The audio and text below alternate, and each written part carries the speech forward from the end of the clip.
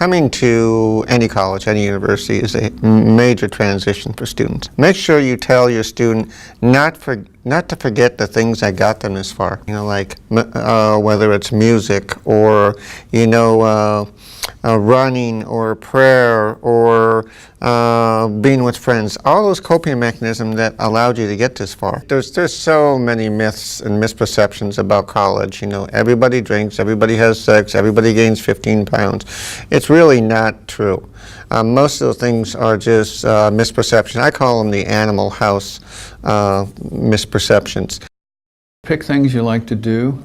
Pick a new thing that you've wanted to try that's fun. A lot of people like to exercise, so find some people that you can work out with. Take some time for yourself and have some fun while you're at it. We can get stuck either hurrying to class or sitting at a study carrel all day and not too much in between. So it's important to take rest breaks, and while you're resting, why not go for a walk? We have this beautiful Red Cedar River. Even if you're not a hardcore exerciser, you can walk up and down the river. It really clears your mind, get you organized, get you fired up to study a little bit more. If you're more active, then you can join intramural teams, you can go to the fitness centers, a lot of different options at MSU. The best advice is just to have a lot of variety in your diet, vegetables, fruits, and of course your protein is very important to have, and carbohydrates are the ones that we need to limit ourselves, and grains, which would be the carbohydrates, to try to make them whole grains.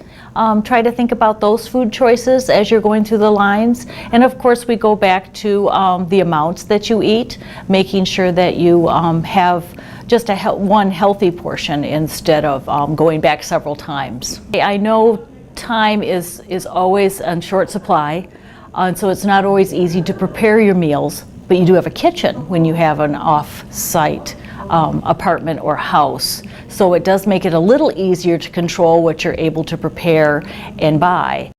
We do individual and group counseling. We do a lot of programming on campus, and we partner with a lot of other groups that are doing what we would call primary prevention or outreach. So there's a lot of information that we have in terms of stress reduction, mindfulness, coping skills, all kinds of issues. And we share that information with people in residence education and health education, and they help us get the word out. The first step is realizing that things can get out of balance, that overcoming the stigma that a lot of people feel.